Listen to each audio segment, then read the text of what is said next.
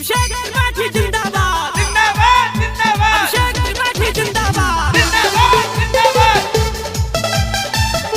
हमारा प्रधान कैसा हो अभिषेक भैया जैसा हो, हमारा प्रधान कैसा हो अभिषेक भैया जैसा हो, जीतेंगे भाई जीतेंगे अभिषेक भैया जीतेंगे।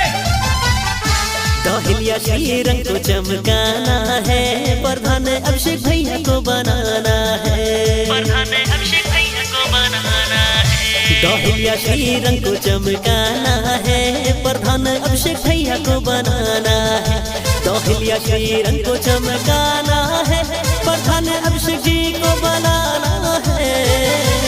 पूरे ग्राम सभा में डंका बजाना है।